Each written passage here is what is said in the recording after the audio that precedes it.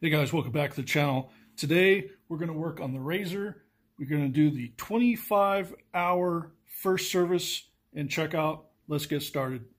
All right guys, so according to the owner's manual, and you know we all should believe and read the owner's manual, 25-hour service here, sorry.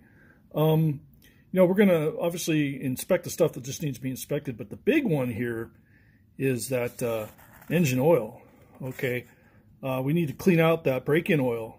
Now I'm right about 23 or 24 hours, really, not a lot. But you know, I'm definitely past the month. Okay, so I've had this thing about 6 months now, and I've only ridden it maybe 4 or 5 times off-road, and then a whole bunch of times up and down the alley. Definitely just shy of that 25 hours. So then everything else, you know, we're just going to inspect this, inspect that, maybe blow out the air filter. You know, I'm going to just kind of give everything a look over. But that oil, that's what's the important part.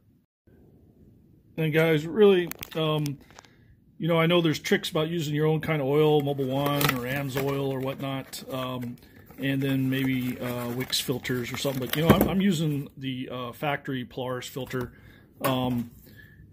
You know, it's a little bit shorter than the Wix filter, and you're going to see here in a minute that you need to be able to get in and grab this thing. It's really tight.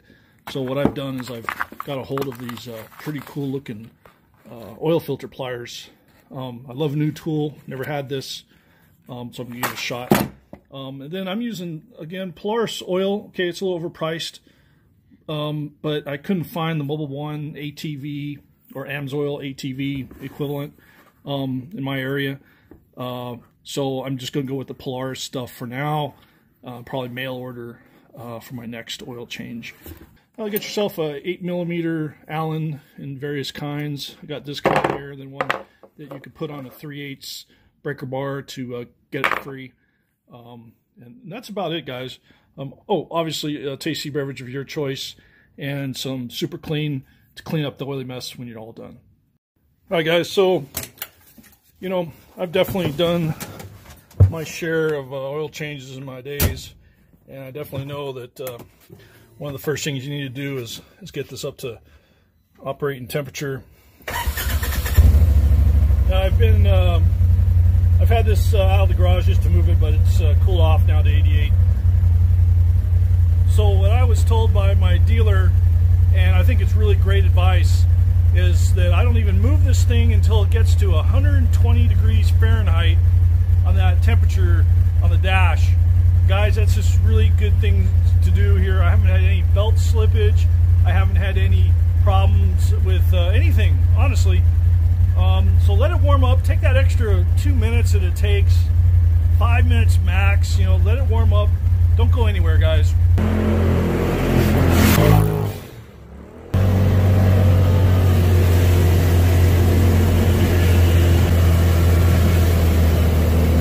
All right, guys, now that it's nice and warmed up, we can go ahead and get started. All right, guys, first thing I'm going to do here is under the engine cover there, I'm going to just kind of loosen up and crack that oil fill cap there, just to let it drain a little bit easier once I pull that plug. Okay, guys, so we're here on the driver's side. I think this is going to be the best way to access that filter. You can see it right there, the black one. And as you can see, there's a hose right to the left of it. Maybe you can't, but you can see that hose there. And let's see, that one, and it kind of prevents you from getting any kind of like filter wrench on the top of it with one of those nubs or 3/8 wrench or whatever like that. You can crack it open, and then you have to take all your tools off and stuff. But I'm going to be using that wrench I just showed you. And for now, I'm just going to crack it loose. Okay, by the way, I stuck some rags underneath it there, so when I do eventually get it off, kind of limit that that dirt. All right, guys, I'm under the back of the vehicle. I just want to show you where that plug is. You can see it right there. Okay, it's actually a 6mm for the oil drain plug. 6mm. Alright guys, after you've broken that free, I'm just going to quickly try to get my hand out of the way. There we go. Okay, there's the oil.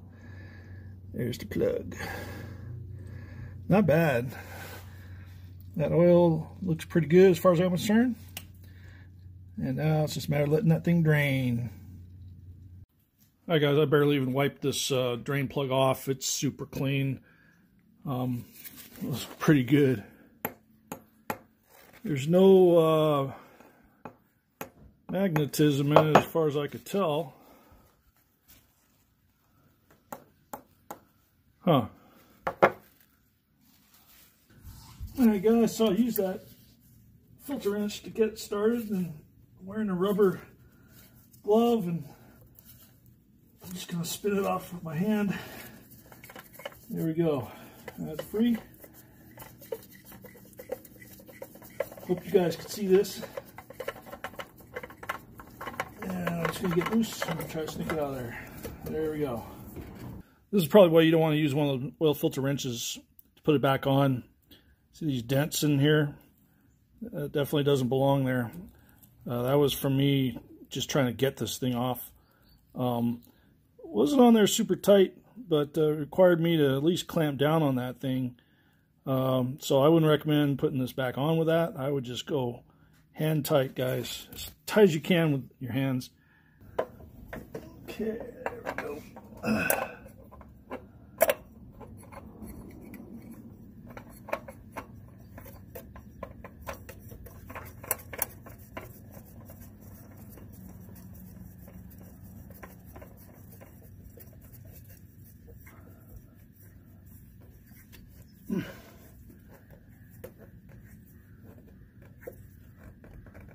Alright guys, when you're ready to put it back on, just make sure you got that copper washer still in good shape, and just put it on back in.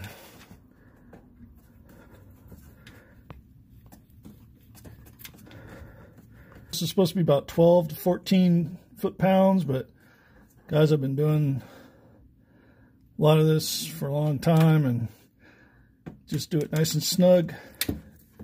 You know what I'm talking about. Not too tight, not too loose. Alright guys, so now all we gotta do is fill it up. So the manual calls for 2.75 quarts. So there's 16 fluid ounces in a quart. So you know, one of these is going to go down to where, let's see, I'll show you on the other side. There's better. This one's got a sight window. Till it's showing about 16 ounces. That's half of 32. That should work. Yeah, that one had it too. So I like how they have this little clear sight glass, so to speak. So let's start pouring. All right, guys. The rear crankcase, transmission, whatever you want to call it, gear case, is fill plug is right back here, 8mm. So I'd recommend you get yourselves one of these T-bars here, because it's really, this back plate here kind of gets in the way of a 3/8 socket based Allen wrench. So what you want to do is check the level of this on your first 25 hour check, top it off, whatever you want to do, to where it's just barely starting to run out of that hole. Kind of like a lot of scooters and even Harley primary drives, similar fashion.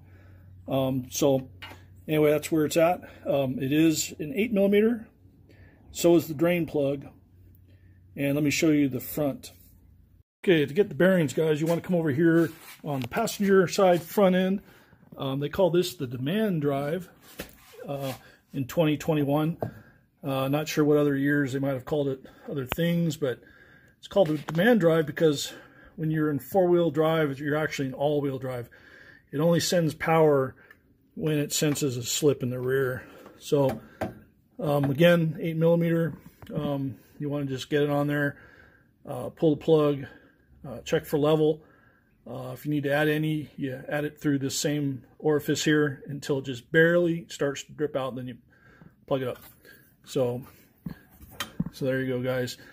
Same with the drain plug underneath, 8mm.